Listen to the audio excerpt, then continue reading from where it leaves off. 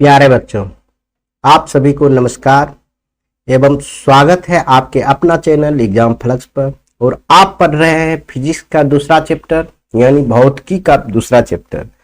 Bihar board के जितना important आप समझे उससे भी ज्यादा इम्पोर्टेंट है, इसलिए हम इम्पोर्टेंट कहेंगे। हम पहले आपका स्लाइड बना बनाकर आपको समझाते हैं, पढ़ाते नहीं है, सिखाते हैं। ऐसा नहीं, एक चीज को कई बार हम बताते हैं। जैसे कि आपको हम ये दूसरा चैप्टर का ये दूसरा वीडियो होगा। पहला वीडियो में हम आपको बताए थे, देखिए स्लाइड में हम पीछे जा रहे हैं, तो हम आपको बताए थे क्या अपवर्तन क्या है, प्रकाश का अपवर्तन क्या है। प्रकाश का अपवर्तन क्या है इसके बारे में हम बहुत ही डिटेल से पढ़े थे। जब प्रकाश की किरणें एक माध्यम से दूसरे माध्यम में जाती है तो अपने पथ से, पूर्व पथ से विचलित होता है। यही विचलित होने की घटना क्या कहलाता है? प्रकाश का अपवर्तन कहलाता है। फिगर बना बना के समझाए थे। उम्मीद करता हूं कि आप लोग बहुत अच्छे से समझ गए होंगे, मस्त होंगे, तंदुरुस्त होंगे और आगे वही अंदाज में आगे आपका आज ही क्लास होने वाले हैं। और बहुत ही अच्छे से आज के क्लास में हम देखेंगे क्या, यहां से देखेंगे प्रकाश के परावर्तन के दो नियम पढ़ चुके हैं। एक दूसरा नियम को स्नेल के नियम कहते हैं और पहला नियम को हम देख चुके थे, आपतित किरण, अपवर्तित किरण और आपतन बिंदु पर डाला गया अभिलंब, तीनों क्या होता है? एक ही तल में होता है। बहुत सुंदर से देख लिए थे। आज हम लोग यहां से स्टार्ट करेंगे। पार्श्विक विस्थापन क्या है?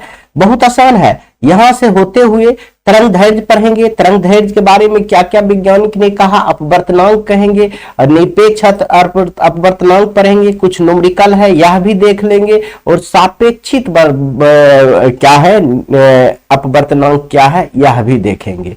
समझ गए? इनको देखते हुए इतना ही नहीं समाप्त करेंगे, आगे हम देखेंगे यह जो आप देखेंगे हीरा का अपवर्तनांक कितना है, तो इससे आप क्या से प्रिज्म भी हो सकता है तो हम देख सकते हैं, नहीं तो अगले क्लास में देखेंगे। हम छोटा छोटा इसलिए कह रहे हैं कि आपको समझना होगा। अगर प्रिज्म बता देंगे तो बहुत अच्छा होगा। हम 5-7 क्लास ले जाते हैं इसलिए कि आपको बोर फील नहीं हो, ज्यादा परेशानी नहीं हो। लेकिन आप देखते हैं अगर लंबा क्लास नहीं हो तो प्रिज्म भी आपको, प्रिज्म के बारे में भी समाप्त कर देंगे। और उसके बाद आएंगे लेंस पर। समझ गए? विचलन कोण के बाद लेंस, लेंस तो अगले ही क्लास में होगा, नहीं तो लंबा हो जाएगा। समझ गए? तो देरी ना करते हुए हम लोग आते हैं अपना टॉपिक पर। क्या है अपना टॉपिक? पार्श्व विस्थापन। आज पार्श्विक विस्थापन के बारे में हम लोग बहुत ही डिटेल से वो पढ़ेंगे। यहाँ पार्श्विक विस्थापन होगा। पार्श्विक विस्थापन है। यह पार्श्विक विस्थापन क्या है, यह किन किन बातों पर निर्भर करता है, यह सब देखेंगे। समझिए, बहुत ही सुंदर से देखेंगे। यहाँ लिखा हुआ है, देखिए, जब कांच की स्लेब से प्रकाश की किरणें को भेजा जाता है तो आपतित किरण के बढ़ाए हुए भाग तथा निर्गत किरण के बीच जो लंबवत दूरी होती है उस दूरी को ही पार्श्विक विस्थापन कहा जाता है। अब सुनिए, हम पिछले क्लास में कुछ आपको बताए थे कि आपतन कोण और निर्गत कोण दोनों बराबर होता है, तो हम गलत कुछ बता दिए थे, उसको आप हम यहां से रिवाइज कर देंगे। जब यह पार्श्विक विस्थापन बता रहे हैं तो इसमें हम आपको सही कर देते हैं। देखिए क्या होता है, यह इसमें आपको उदाहरण के लिए हम इसको छोटा कर लेते हैं। इसको समझाने के लिए हम थोड़ा सा छोटा कर लेते हैं। अच्छा है, इसको जो है हम आगे बढ़ा लेते हैं। देखिए, इसको हम थोड़ा सा छोटा कर लेते हैं आपके सामने में ही, समझाने में जो कि अच्छा होगा। ठीक है, यह देखिए छोटा हो गया, आपका ये छोटा हो गया। अब हम समझाते हैं। देखिए यह क्या है, पार्श्विक विस्थापन क्या है, आप बहुत ही आसानी से समझ सकते हैं। इसमें कोई भी परेशानी लेने की जरूरी नहीं पड़ेगा। क्या है, देखिए जैसे लिखा हुआ, मान लेते हैं एक कांच की स्लेब है, कांच की स्लेब है, यह अपवर्तित की, यह क्या है, अपवर्तक सतह है। ये कौन सा सतह है, हम लिखते जा रहे हैं, इस सतह का नाम है अपवर्तक सतह। और अभी के बाद आपको हमेशा याद रखना है, यह जो किरण आ रही है इसको कह रहे हैं आपतित किरण। इस किरण की क्या नाम है, आपतित किरण। इस सब के बारे में पिछले वीडियो में हम बता चुका हूं। और इस पर जो डाल रहे हैं अभिलंब, इस पर जो लंब डाल रहे हैं, ई बिंदु जिस पर आ रहा है इसको कहते हैं आपतन बिंदु। आपतन बिंदु कहते हैं, और इसको कहते हैं अभिलंब। इसको क्या कहते हैं? अभिलंब। समझ रहे हैं? इसको अभिलंब और आपतित किरण बीच जो कोण बन रहा है इसको कहते हैं आपतन कोण। इसको कहते हैं आपतन कोण। बहुत सुंदर से समझिए। और यह किरण इधर न जाकर, सीधे न जाकर, यह सीधे न जाकर ये थोड़ा सा अभिलंब की ओर मुड़ जाता है, तो इसको कहते हैं अपवर्तित किरण। इसको क्या कहते हैं? अपवर्तित किरण, क्योंकि अपवर्तित हो गया, किरण हो गया। ये अपवर्तित किरण और अभिलंब, ये दोनों के बीच जो कोण बनता है इस कोण का नाम है अपवर्तित किरण। अपवर्तित किरण, समझ गए?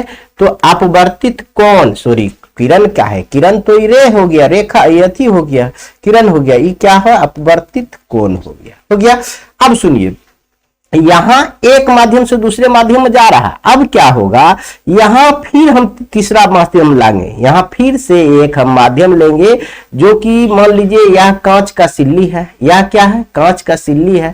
यह तो कांच के सिल्ली से बाहर आएगा। यहां देखिए हवा है, यहां हवा है। यहां देखिए कांच है, यहां क्या है? यहां भी हवा होगा, नीचे में हवा है। तो यहां जो ये किरण आ रही है, यहां जो आएगी, यह किरण यहां आएगी, यहां भी लंब होगा, यहां भी एक लंब होगा, हम बताए थे। यह सीधे ना जाकर, यह सीधे ना जाकर, यह क्या होगा? ऐसे थोड़ा सा चल जाएगा। कैसे हो जाएगा? ऐसे चल जाएगा।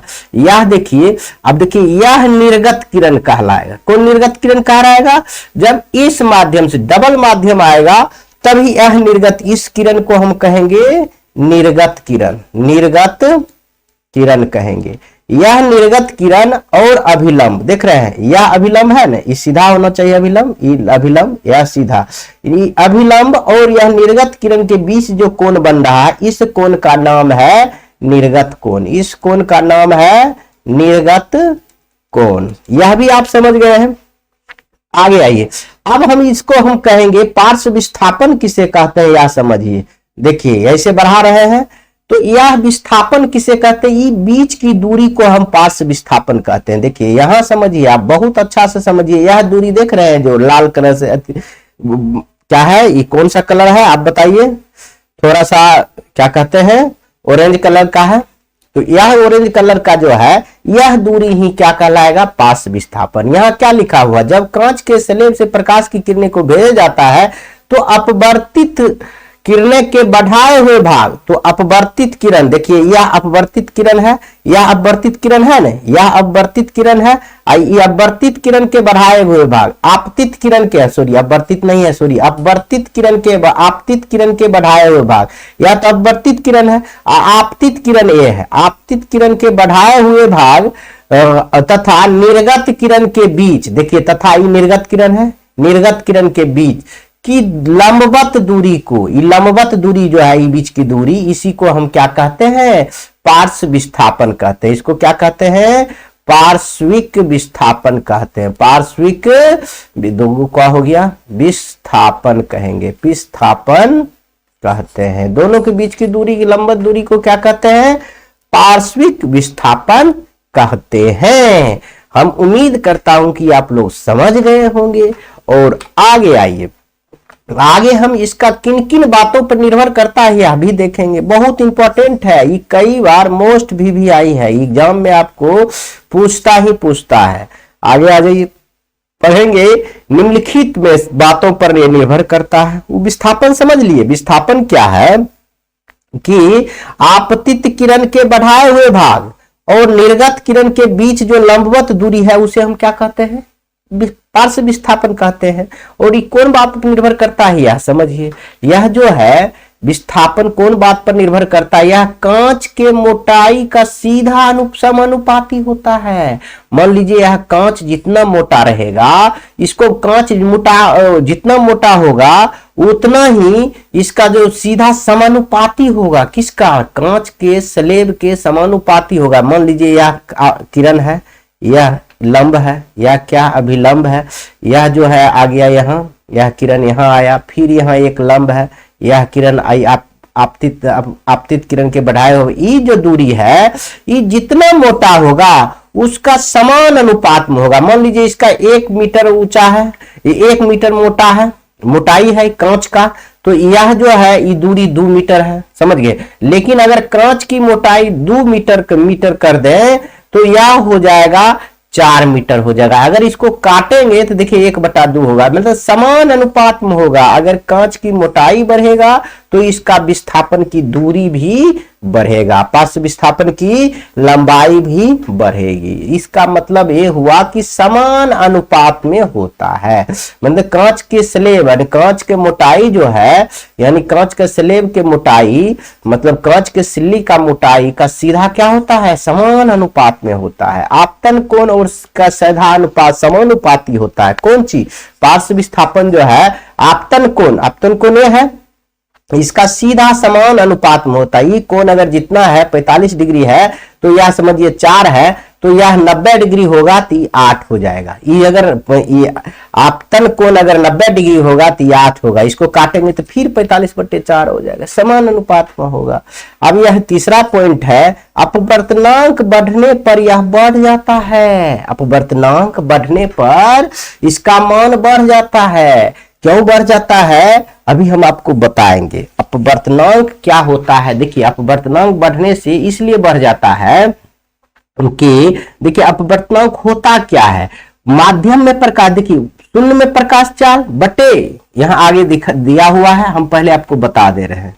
पहले हम बता दे रहे हैं अपवर्तनांक शब्द क्या है।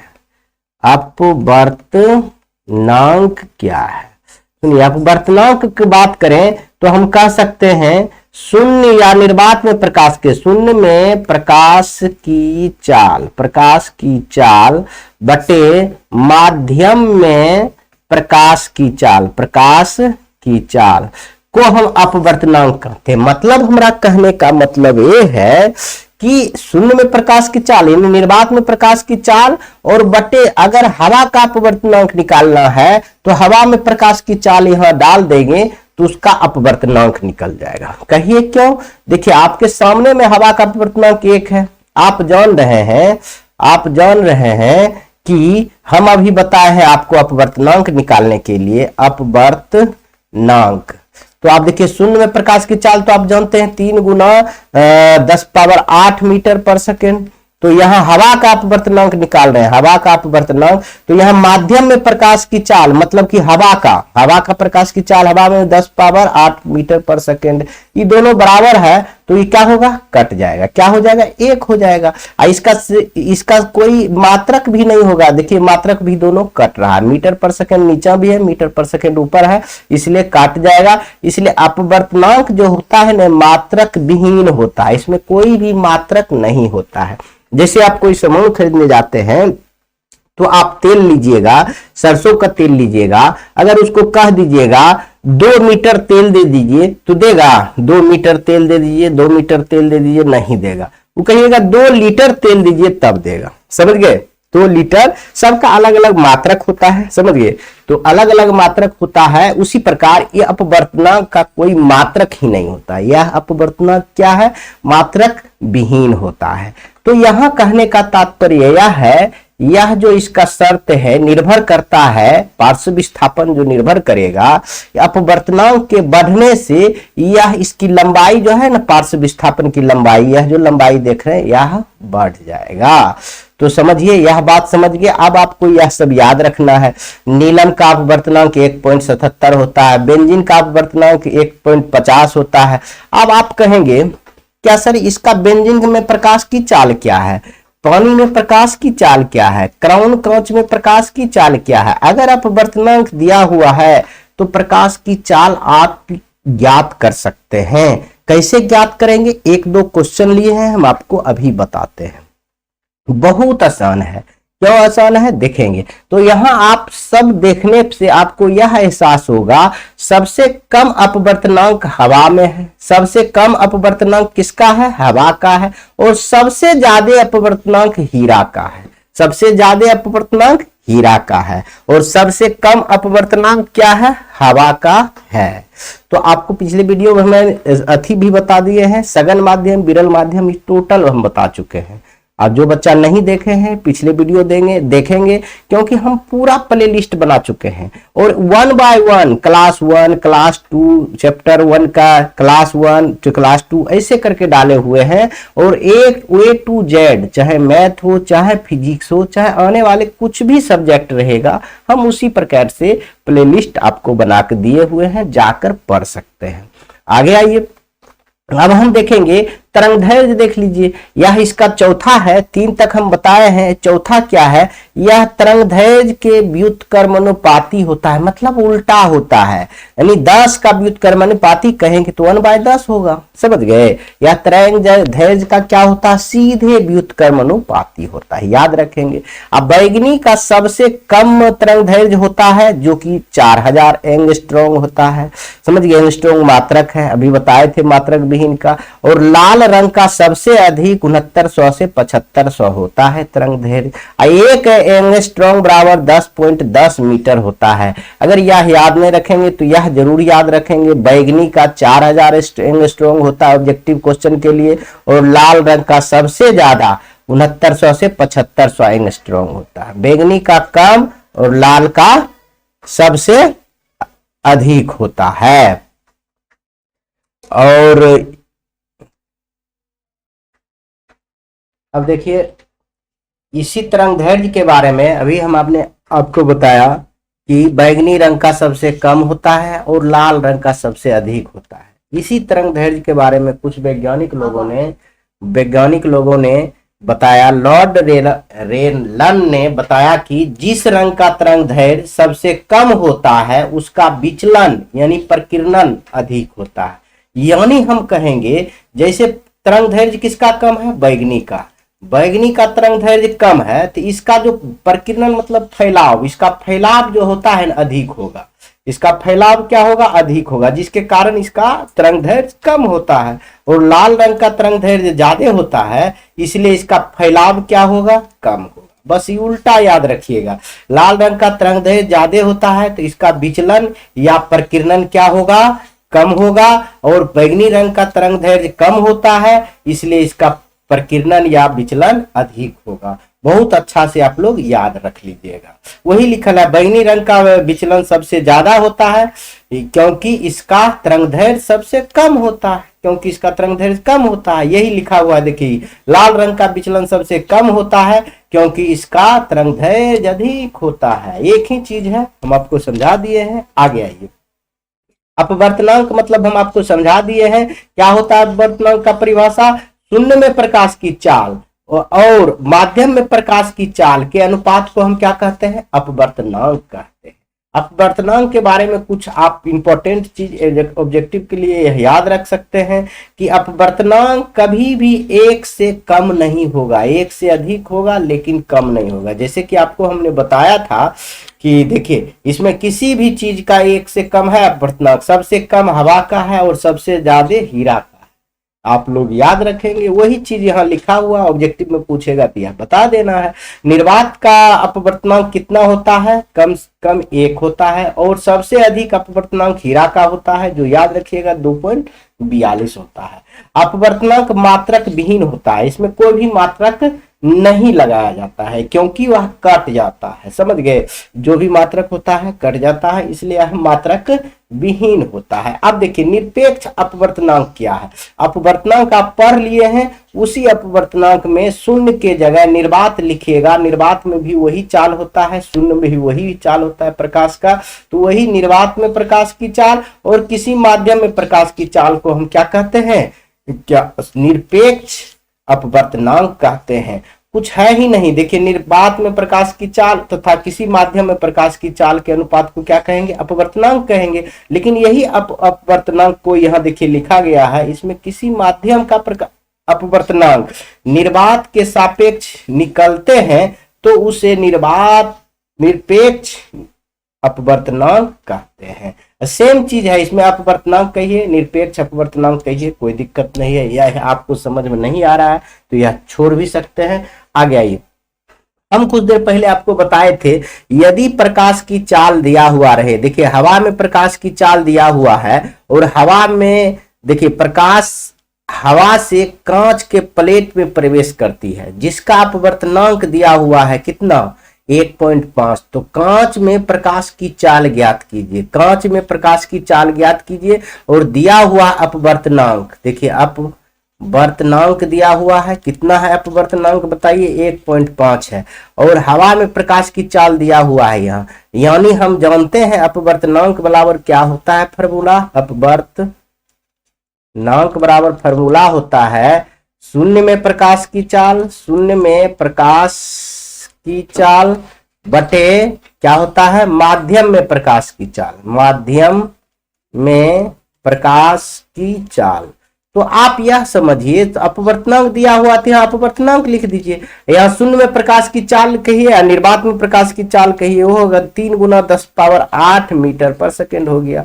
अब सुनिए, यह जो है यह क्या है, यह बताइए माध्यम में प्रकाश की चाल, यह हमको निकालना है, किस माध्यम में, कांच में प्रकाश की चाल निकालना है। तो यहाँ लिखेंगे कांच में प्रकाश की चाल, प्रकाश की चाल। अब देखिए यह इधर आ जाएगा, तिरछी गुना हो जाएगा, तो यहाँ आ जाएगा, यहाँ आ जाएगा, तो तिरछा गुना कर सकते हैं। यहाँ लिखेंगे कांच में प्रकाश की चाल बराबर क्या हो जाएगा, 3 गुना 10⁸ मीटर पर सेकेंड, और बटे कितना हो जाएगा 1.5। अब देखिए इसको हम डिफाइन करेंगे, एक शून्य सो हम इधर कर उड़ाएंगे तो ऊपर एक शून्य बढ़ जाएगा, यह गुना करेंगे 30 हो जाएगा, 30 गुना, यहाँ देखिए 30 गुना 10⁸ बटे 15, 15 दूना 30 हो गया, कट गया। अब देखिए 2 गुना 10⁸ मीटर पर सेकेंड, किसमें चाल हो गया, कांच में प्रकाश की चाल कितना होता है, 2 गुना 10⁸ मीटर पर सेकेंड, या इसी को 1000 से भाग दे देंगे तो यहाँ किलोमीटर हो जाएगा, 2 लाख, 5 शून्य बचेगा, यानी 2 गुना 10⁵ किलोमीटर पर सेकेंड। समझ गए, यही होता है कांच में प्रकाश की चाल। हम आपको याद भी करवाए थे। अगर आपको 2-3 चीज में से कोई भी 2 चीज दिया हुआ है तो आप तीसरा चीज आसानी से निकाल सकते हैं। तो आप देखिए अपेक्षित अपवर्तनांक क्या है, यह विशेष है नहीं, यह इंग्लिश में लिखा हुआ होगा, इसलिए ये दादा लिखा रहा है, समझ गए। इसको इंग्लिश हम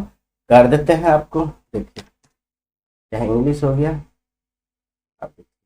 यह क्या है, इंग्लिश हो गया, यह कुछ है नहीं। देखिए क्या है, हम आपको थोड़ा सा बता दे रहे हैं, यह कोई विशेष नहीं। दो माध्यम में निरपेक्ष अपवर्तनांक के अनुपात को अपेक्षित अपवर्तनांक कहते हैं। जो निरपेक्ष अपवर्तनांक है उसके अनुपात में लिख देंगे, उसी को अपेक्षित अपवर्तनांक कहेंगे। यानी माध्यम एक में हम कहेंगे n1 बराबर, यानी n1 बराबर कहेंगे, यानी क्या होता है, शून्य में प्रकाश की चाल c मान लेते हैं, और यह जिसका माध्यम निकालते हैं, जिसका जैसे प्रकाश के निकालते हवा के निकालते हैं तो यहाँ हवा रहेगा, यहाँ हवा का अपवर्तनांक निकालेंगे तो यहाँ हवा में प्रकाश की चाल होगा, जिससे n2 निकालेंगे c बटे n2 हो जाएगा। अब देखिए n2 निकालेंगे, n1 निकालेंगे तो दोनों में भाग देंगे, क्या होगा cn1 बटे cn2। अभी देखिए भाग में है तो गुना में बदल दीजिए, c11 गुना n1 बटे n2 बटे c, ये कट गया तो क्या हुआ n2 बटे n1। देखिए यहाँ वही लिखल है, क्या लिखल है, n21 बराबर n2 बटे n1। ये है कुछ नहीं विशेष, अगर समझ में नहीं आ रहा है तो छोड़ दीजिए, स्किप कीजिए, इसके आगे आइए।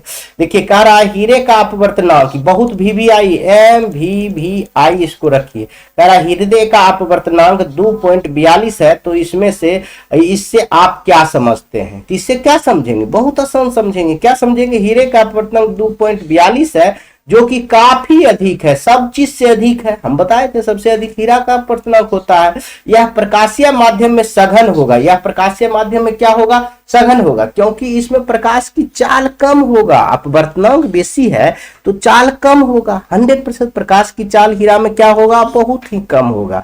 इसलिए यह विरल माध्यम नहीं, विरल माध्यम इसे कहते हैं जिसमें प्रकाश की चाल कम हो, उसे हम विरल सघन कहेंगे। और जिसमें अधिक हो उसको हम कौन माध्यम कहेंगे, विरल माध्यम कहेंगे। तो इसीलिए यह सघन माध्यम होगा तथा इसमें प्रकाश की चाल कम होगा, लिखा भी हुआ है। समझ गए, इतना आसान है। आगे आइए। अब देखिए यहां तक आपका बेसिक चीज समाप्त हो गया। आज आपका प्रिज्म बचा। यह भी हम बता सकते हैं, लेकिन समय को देखते हुए, समय कितना हो गया है, लगभग 30 मिनट, आधा घंटा हो चुका है, इसलिए हम चाहता हूं कि प्रिज्म जो है आपका अगला ही वीडियो में बताया जाए। नहीं तो छोटा सा टॉपिक है, बता ही देते हैं। प्रिज्म कोई विशेष नहीं है, बता देते हैं। सुनिए, नहीं तो बहुत लंबा, बहुत क्लास हो जाएगा। इसमें आपको कहिएगा सर छोटा सा चैप्टर में इतना क्लास लेते हैं। चलिए ठीक है, प्रिज्म बता देते हैं। प्रिज्म होता क्या है, ये बहुत आसान सा आप देख रहे हैं यहाँ प्रिज्म। देखिए, एक यहाँ त्रिभुज देख रहे हैं, एक त्रिभुज ये है, त्रिभुज देख रहे हैं ना, एक त्रिभुज ये है, एक इसके बैक में त्रिभुज है, समझ गए। यह देखिए एक आयत है, एक आयत इधर से होगा, एक आयत इधर से होगा, एक नीचे, 3 आयत 2 त्रिभुज से बना हुआ है, समझ गए। तो इसका हम परिभाषा पहले देंगे, प्रिज्म होता क्या है। देखिए लिखा हुआ है ना, कांच का बना हुआ एक ऐसा पारदर्शी माध्यम रहेगा तब कुछ होगा, जो 3 फलक, देखिए 3 फलक नहीं है, देखिए क्या फलक है, एक फलक, 2 फलक, 3 फलक, 3 फलक नहीं है, 3 फलक से घिरा हुआ है, 3 फलक से घिरा हुआ है, तथा जिसका कोई 2 फलक आपस में समांतर ना हो। अब इसका कोई भी 2 फलक, मान लीजिए ये लीजिए, देखिए ऐसे चल गया, ये लीजिए ऐसे चल गया, फलक समांतर है नहीं है। यह देखिए, ये लीजिए, यह लीजिए, ये समांतर होगा नहीं होगा। कोई भी 2 फलक लेंगे, मान लीजिए यह भी लेंगे तो समांतर नहीं होगा। कोनो 2 फलक लेंगे तो समांतर नहीं होगा जी, प्रिज्म कहलाता है। प्रिज्म कहलाता है, यह कांच का बना होता है, ऐसा पारदर्शी होता है जो 5 सतहों से घिरा होता है। कितना सतह से? 5 सतह से घिरा होता है। कहिए कैसे, आपको हम यह बताते हैं 5 सतह कैसे है। इसमें देख लीजिए, इसमें 5 सतह है, ऐसे है, देखिए 5 सतह है, सॉरी इसको मिटाते हैं पहले। देखिए 5 सतह है इसमें, 5 सतह क्या है, कलर दूसरा लेंगे तब आप समझिएगा। देखिए, एक सतह तो आपका ये हो गया, एक, ये 2 हो गया, ये 3 हो गया, इसके पीछे वाला 4 हो गया, एक नीचे वाला 5 हो गया, 5 सतह से घिरा हुआ। आप ऐसे कह सकते हैं, कांच का बना हुआ एक ऐसा पारदर्शी माध्यम जो 5 सतह से घिरा हो, उसे हम प्रिज्म कहते हैं। बस इतना आप याद रखिएगा, कांच का बना हुआ एक ऐसा पारदर्शी माध्यम जो 5 सतह से घिरा हो, उसे हम क्या कहते हैं, प्रिज्म कहते हैं। इतना आपको याद है तो बहुत तरह अच्छा से आप समझ सकते हैं। सॉरी, आगे आइए, त्रिपार्श्व प्रिज्म क्या होता है। देखिए नाम से ही पता चल रहा, इसको हम परिभाषित करें, कांच का बना वैसा पारदर्शी माध्यम जिसका 2 सम्मुख फलक आपस में समांतर ना हो, जिसका 2 सम्मुख फलक आपस में क्या हो, समांतर नहीं हो, त्रिपार्श्व प्रिज्म कहलाता है। इसमें 3 आयत और 2 त्रिभुजाकार सतह होता है, में समांतर न हो, कोई भी समांतर न हो। देखिए 2 त्रिभुजाकार नहीं होता है, देखिए ये एक त्रिभुज है, एक इसके बाद दूसरा त्रिभुज हो गया इधर पीछे, और इधर देखिए यह आयत है, ये क्या है, यह आयत है, एक आयत, एक इसके पीछे 2 आयत, एक इसके नीचे 3 आयत, 3 आयताकार है और 2 त्रिभुज से घिरा हुआ क्षेत्र को हम क्या कहेंगे, त्रिपार्श्व आकृति कहेंगे। 2-3 आयत और 2 त्रिभुजाकार सतह से घिरे क्षेत्र को हम क्या कहेंगे, जो वस्तु है उसे हम क्या कहेंगे, त्रिपार्श्व प्रिज्म कहेंगे। यह तो हो गया परिभाषा। अब मेन चीज यहां समझेंगे, प्रकाश का वर्ण विक्षेपण क्या है, प्रकाश का वर्ण का विक्षेपण क्या कहलाता है। देखिए श्वेत प्रकाश या सूर्य का प्रकाश, श्वेत प्रकाश कहिए या सूर्य का प्रकाश कहिए, जब किसी प्रिज्म से गुजरता है तो वह अपने विभिन्न अवयवों में विभक्त हो जाता है। विभक्त होने की इस घटना को प्रकाश का विक्षेपण कहलाता है, प्रकाश का विक्षेपण कहलाता है। इसके लिए आपको फिगर एगो चाहिए था, तो हम आपको एक फिगर इसको ले चलते हैं। इसको यहाँ आपके यहाँ फिगर समझाने के लिए, वर्ण विक्षेपण के समझाने के लिए आपको ले आए हैं फिगर। सुनिए, यह फिगर में आप समझिए वर्ण विक्षेपण क्या है। देखिए श्वेत प्रकाश, यहां से श्वेत प्रकाश जा रहा है, श्वेत प्रकाश, सूर्य के प्रकाश जब किसी प्रिज्म से गुजारा जाता है, ये देखिए प्रिज्म है, बोले न यह प्रिज्म है, अभी तुरंत बताया है, प्रिज्म के 5 सतहों से घिरा हुआ को प्रिज्म कहते हैं। तो देखिए कांच का बना हुआ है, तो जब सूर्य का प्रकाश जब किसी प्रिज्म से तो वह अपने विभिन्न अवयवों में विभक्त, देखो एक प्रकाश है यहाँ 7 रंग में विभक्त हो गया, देख रहे हैं, पीला है, बैगनी है, लाल है, इस 7 रंगों में विभक्त हो जाता है। इसी विभक्त होने की घटना को हम क्या कहते हैं? प्रकाश का वर्ण विक्षेपण कहते हैं। तो प्रकाश का वर्ण विक्षेपण क्या है? जब श्वेत प्रकाश किसी प्रिज्म से गुजारा जाता है, जब श्वेत प्रकाश किसी प्रिज्म से गुजारा जाता है तो वह विभिन्न अवयव, वह विभिन्न रंगों में विभक्त हो जाता है। यही घटना को, यही विभक्त होने की घटना को हम क्या कहेंगे? प्रकाश का वर्ण विक्षेपण कहेंगे। समझ गए होंगे आप लोग बहुत अच्छा से। देखिए वर्ण पट या स्पेक्ट्रम क्या है, बहुत इंपॉर्टेंट चीज, यह समझिए। प्रिज्म के बाहर स्थित वैसा पर्दा, देखिए यह प्रिज्म है, यह प्रिज्म है, यह है ना प्रिज्म, यह प्रिज्म के बाहर ये पर्दा देख रहे हैं, इसी को वर्णपट कहते हैं, जिस पर रंग प्राप्त हो रहा है 7 रंग। ये देख रहे हैं उजला, हाँ तो वही है। देखिए प्रिज्म के बाहर स्थित वैसा पर्दा जिस पर 7 रंग प्राप्त होते हैं वर्णपट या स्पेक्ट्रम कहलाते हैं। यह 2 प्रकार का होता है। यह जो पर्दा है इसी को प्रिज्म के बाहर ही प्रिज्म है और इसके बाहर ही पर्दा अवस्थित है जो श्वेत रंग का होता है, इसे ही स्पेक्ट्रम या क्या कहते हैं? वर्णपट कहते हैं। जिस पर हम 7 रंग प्राप्त करते हैं उसे हम स्पेक्ट्रम या क्या कहते हैं? वर्णपट कहते हैं। यह 2 प्रकार के होते हैं, यह 2 प्रकार के होते हैं, यह गलत है। तो यह शुद्ध वर्णपट, वैसा वर्णपट जिस पर सभी रंग स्पष्ट दिखाए। देखो यह वर्णपट 2 प्रकार का होता है।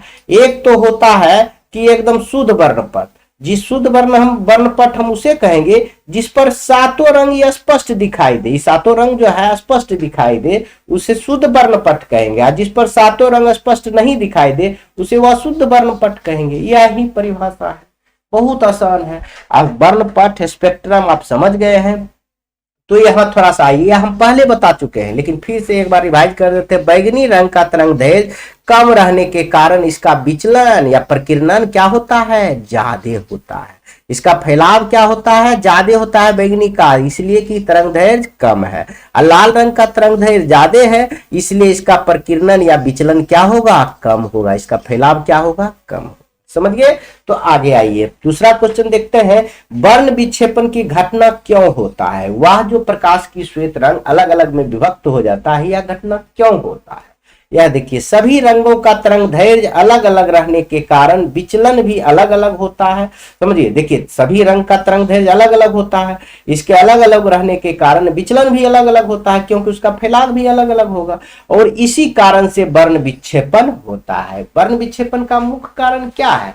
क्योंकि सभी रंग का तरंग दैर्घ्य अलग अलग होता है, तो अलग अलग होगा तो उसका फैलाव भी अलग अलग होगा। अभी हमने देखे कि बैंगनी रंग का तरंग दैर्घ्य कम है तो इसलिए इसका फैलाव अधिक है और लाल रंग का तरंग दैर्घ्य ज्यादा है इसलिए फैलाव इसका कम है। विचलन मतलब फैलाव, प्रकीर्णन मतलब फैलाव, हम पहले ही बताए हैं। प्रकीर्णन या विचलन, ये उसी को कहते हैं विचलन, इसका फैलाव कम है। समझ गए?